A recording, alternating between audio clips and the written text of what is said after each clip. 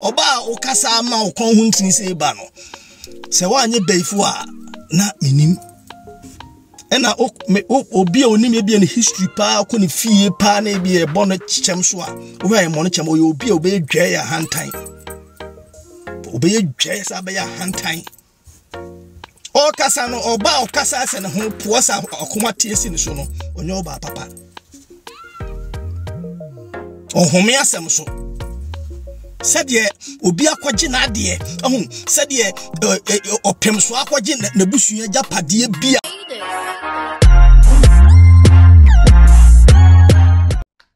Se uwo US, UK, ana Canada, na se opese wo sendi ska ema wabusuafo ewo Ghana, UC Lemfi.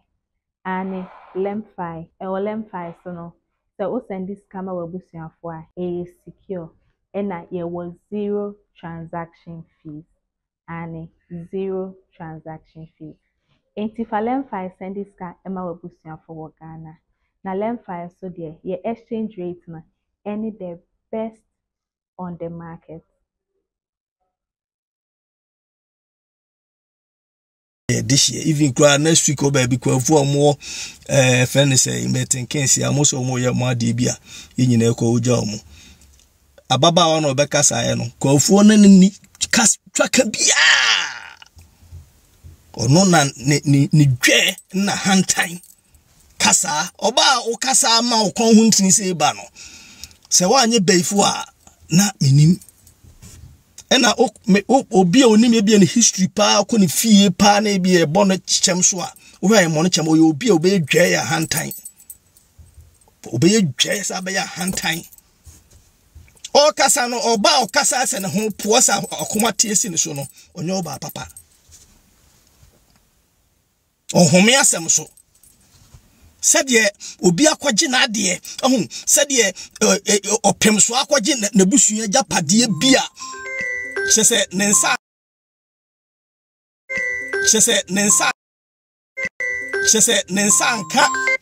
anka de na ne ho nto no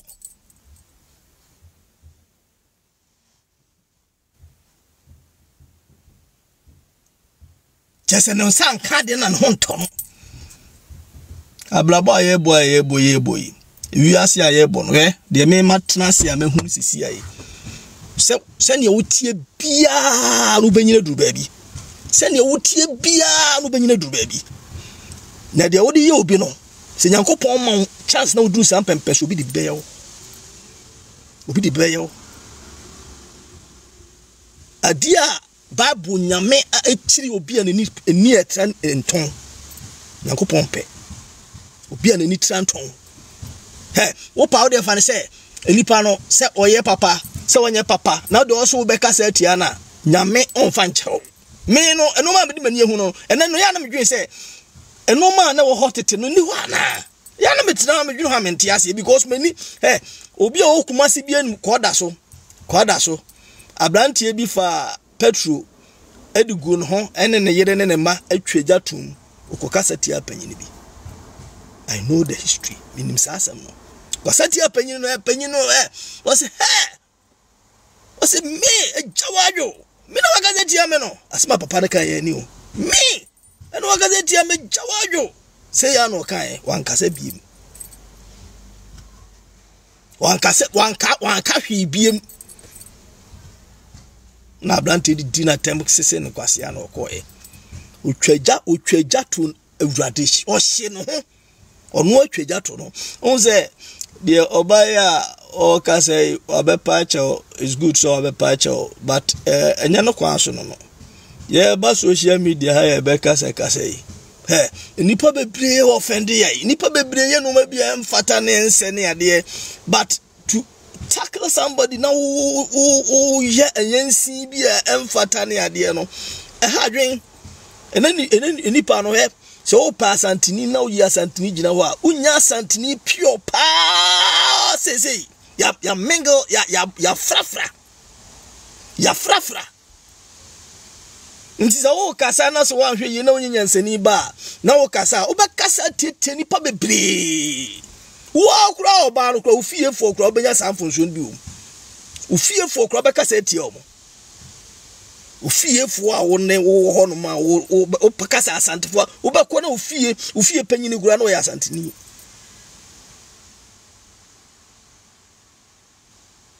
akwatna onya opportunity akwatna FM show as a journalist so a panel so a journalist na me aboa wo ka brofo kama utimi kenkan so hwe na no ma bi obebro so a wa draw 2 points e be ya no ma bi nyin influence na wonya adaje address issues wo kasa na ho pu bebrebe na wanya careful wa ho me so wa no nsu a wo ba ye mistake bebrebe oba contradict hu bebrebe so oba transia oba dwen se me hu yanka no na agi wonsem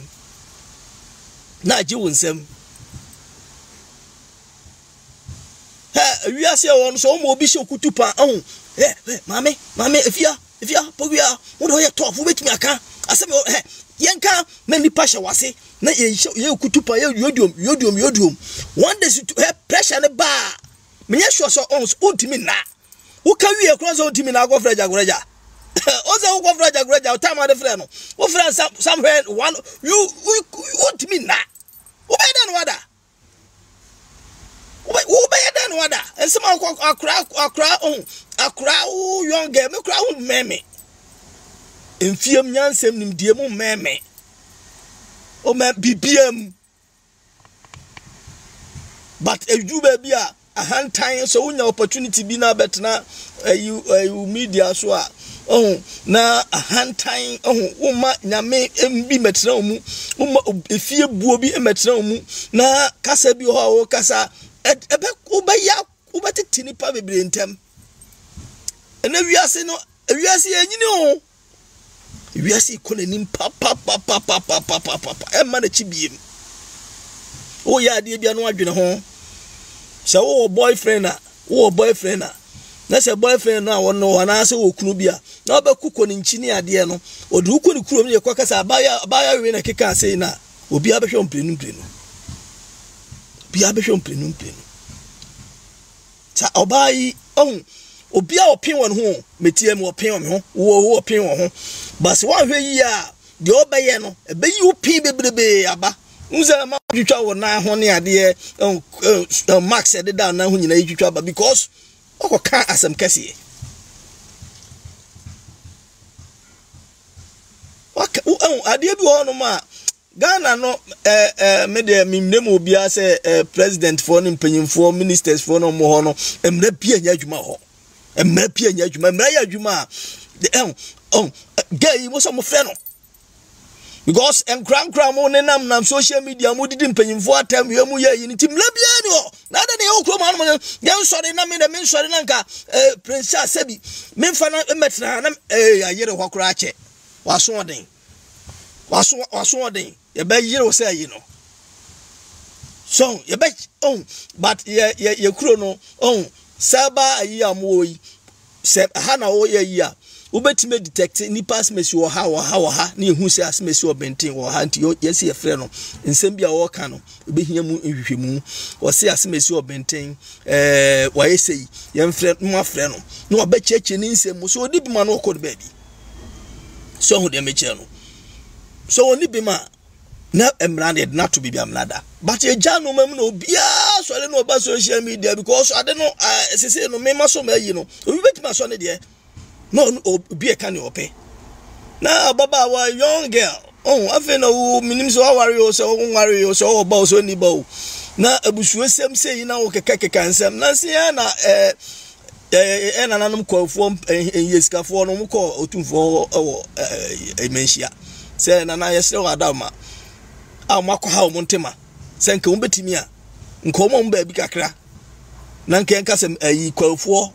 enso se de ya Infantino New Town se yetima ya anwaga yi no na nka omusu nya kwafo nya omo ba bi na nka omonso ntra efe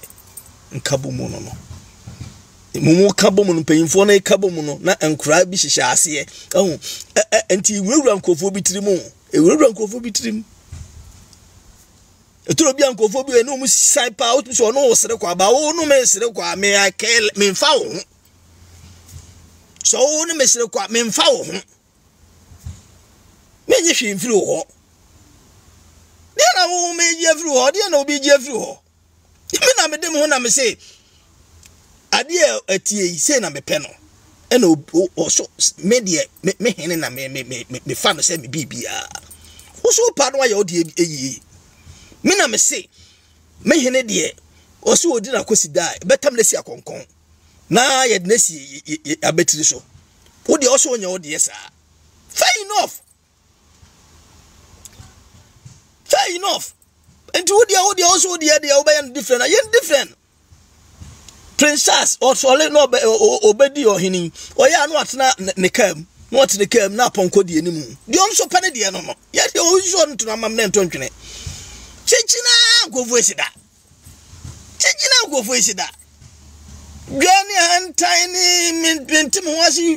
koka moju ho awonti ase udu ba bia wo kasa me se me amsia me start am aka je say maranfo me aro ne me elinye because e no kra so me na odete me no o kabra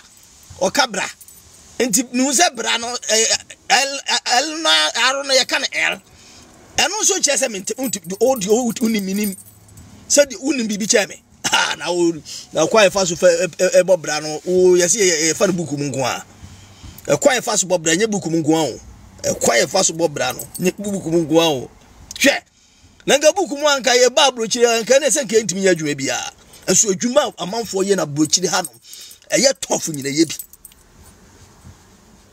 na se am koshia ma bi o engineer e fe nana jamfi asantini guy engineer no ne abrafo no control am shaja amamia senior mine o mamani age o se nana hade unni mo makakre be yire ho school kakre you become tough that's how te brafo na hwe enkofo mu google na hwe brafo abi no mo kapa ya no mo se yente brafo na ya na me juwa na me sere o hwe brafo abi no mo kapa o ha no ma bonifita pa ka brafo na uti wono ma ya na esere ne dwane hantan na mo nte brafo sa na wo ya me ne ye adwuma no oyo sa no oyo ya sa ndefo no te brafo na we de o ye de no be supervisor enso bi ko twere exams na me be ye nya na atwere ma me o enso so me bi ko twere exams ya me be supervisor no nya na ko twere exams sa be supervisor o na be meeti wo me be meeti wo enu nso ofo so ya tata me na mantimi aso makomam ko ka me pana papa na sumo ho o me de na nyame mahunu nyame mafa na kwan so na misua bible no ma brema ho ka me papa ka me 25 malavo edi guy ba ko John o pema sempa broni ba ko pema se nana asem de ma me se masem kura no nana adena why so furious guy no say ka Ghana ka me bono fucking asem ni bion ho na me ko di fo Mose nana say Kagana ko ba boropane asem ni serious Kagana ko ba boropane asem ni serious no me di fo eso na me di bem ebufu a me de kas ebufu one time santifo no de dwa santifo de bibia minimum ko na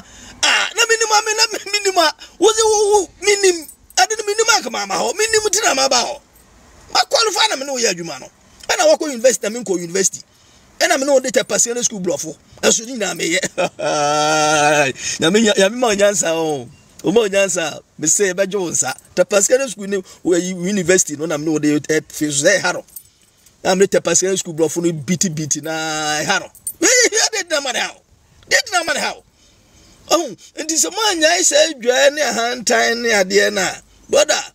ablabona ye boro Nyankopon shira wa emfa ho ne wo hye fom kura na because mo no tom say asandefo no mo ye peace ya obi o tia do ya de na otimi nya nyame ne de ma nyame ne ma nyimpa nyansa nimdie nyame ne ma nyansa nimdie wa amre ho ase a eno ma bi wo kura on kire wo so man ho so na wo kasa dwane na msi wo ye dwane anta nyina na fe wo da wona na jaguraja adana 1 o'clock na wo frɛ jaguraja sa jaguraja kura na frɛ so admit je o mo frɛ se e bi aduru na yeden uni valanda so be ya adoi on say oma asantefo ni nyina obia pejande ebi wo mkro mo mpesa no ma no sa because nyame adom dodo na akọ school omo nim de se no ma bebre hu hia because see ya frafra nti no se wo ye ho se we ya asantefo ni we nti ye jai sa no ma we nyina ba e de ya we asantini me ba na Nyankopon bom na me we asantini me ba na Nyankopon bom na me na me wo ebo me na me ya awsani am ya awsani de obi aye no ye so nti kasa bi wo no ma yesrem ni de mu mi ntwa sa no ma so yenye ba ko no ye move on no ma ga na yemfa ko yanim na ayi for no ayi president for na ade no mo fam na nsi fam na no ma ye koso on ehu mo fa no wa enye wa sa o aje kokura wa hwa muntimi so ano ade na wo hunu se eye bola so jana bank tenkete no bola so jana eye sa fechire no we so kakra na we aso kakra na adum na we aso kakra wa hwe de gikim muntimi so ano it started from somewhere and they push basa na ewurawuram and mo hwe ni din and ka we no ya de ase mpanyimfo mo president fo no ministers fo no asofofo no so amo nyina bambi asofofo nyina so mo bambi eso asofofo na de no me bebe ya medwene ho amenti ase na nsenti na turo bia this time mehwe abrante we ya sofo meniaje ko this time no oyi bible no ayi kakra de aka nyina woka nimdie ho nsem woka nimdie ho nsem because ya nche nipa nimdie na se jeja no ma bia ebeduru ba bi no misi unhuru panyini wo Ghana ho kompanyimfo na mo obaga na ho betumetu for enkuradie ti nkurani mu wo mu obofo yes enkuradie ti nkurani mu panyimfo no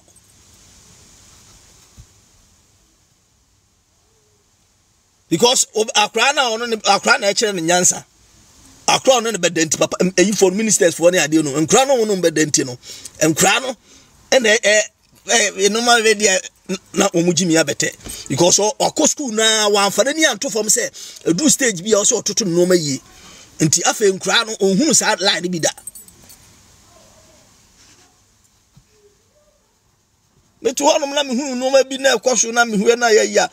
na kai no o kane na enka wo sore ya no ade mra hye wonsem na radio station as a TV station again yes ano akogina ho no na papa ogina ho na so gina ho Hey mame awu sa jimi na o ko ka o peso chese o ka ne ke ganya na fe rekokot na fe start edi asem no but we are so do stage bi na Nyankopon ma nimdia so wo ye banta we ye na maka we edinsem bebre ne beba December brene baba kro e wo mu man say o mu say yakokum o mu broni ba ko o mu ye kiki aban say malafo o mu chichi kofo ni nyina do magum kamle hwe kamle ma hu giram bia chichi obi adegum kura da din no ma say koso o ba betra national television so as FM so na o kan sem say ya ehu bia no otimi aso aka sense empanyfo ya say no say de toto akwan so nipa bia obe sorry na obe tanishi o mampanyini bi ministers bi o mo cabinet na o mo kam obe kasa bone bi even nipa bia akura no o se efrew yanka bia na ejeja no masa bojeja no masa oyema bra o se ha oyema bra o gwan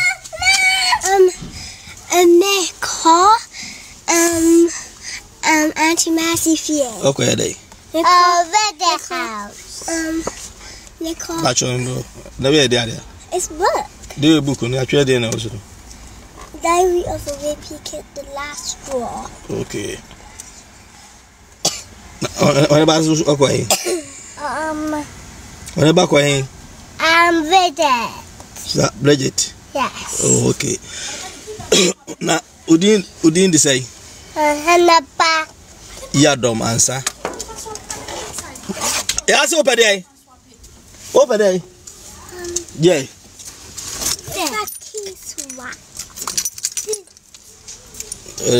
I wish I form fan chamina. I can't be you book no kwaba fam ayino kini breme nko ba bia mi kasa ka fa book no breme ay buki no afi na mon kofi monko inside yela mon fa cham ka kra bisu afo so meti wo ya meti wo yi brofudin mi ni bi me ba bia ni brofudin so hu de mechi ono enintu no ubo mi din ana na bo acha asa mi din ano no enintu no also open brofudin a wato brofudin o ko baby o se open obi ho no ma ni twi sam ye ne de me babrochi abrofudin bebrebe matibi enso me ba bia no ho amato no brofudin mi petwi no ankasa me ne gitwi no ho eno nso nche se me ekolo eno nche se me ninte eno nche se wo yeto afo che me eno nche se me nsusu me hu se oto brofudin a me mebu onim tia o se me bu na nso bu me so na ade ba ko ha adwen ne se wono mu ya ade ontimi a ekon na obaba wa no ko kan ekon no ye too tough for ekon no soma ekon no nya ko da bi ampanyifo kasewe na me ampanyifo na mo hwe o ma mo be sho kutupa obegu onu ase o carry na obese no so mo obi be hye wachi ebe ye okutupa be hye okutupa bra be kasei na oni abetira oni begu ase me kan okra kire o ekon no eda ho na mo pese mo fa no wa no nye betesa so wa be kumase pa ho na Asante region no ya mu ka se kumase nko a ba bia Asante fo bia no hia enkabo mu ho odo ho kroye ho to pa bi so bia hwe obi oni Asante ni pa di agro bia che bia no obeka kire ho ya yimu ni ho uhunu yimu da na oba no hunu baby mi kuro mi wo say first pa mu kase obi efre bi no madonko ne say obi asabi ofiri ba bi no obeka ya mpa me cheche no mu na sanko fon betra wo cha obosi abo na hene ho wo ma no na ne maro mu chenyi nkura ne din no nti omu nyina no ya be ye pepepe nti hu obi ofen donko bi ye nyina ya be ye pepepe ana ye nyina ye bobra nti no so na wo so mpese bia udin be sesa no na so be fa edin a mo asefo ni din a mo amasema o te me chen ana ye nyina ya kan ho obom ana ye move on moro moro market hono moro say na danfo pa na opem so even kura na ayo ofiri mu okumkom na danfo pa no mu nyina so entino abusua ye kro ewo Kumase Asandefo pe kroye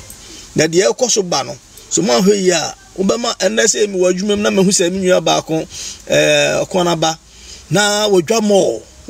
se na meka che me pese me bem kura na because me wadwuma ntimi nkasa na pese me ka che akona ba se mesere no o mama phone emra phone because ye na mfa hwe ma because anya de wo be kan na ye be ka jo se sabi open so ye ko tintes ko agu na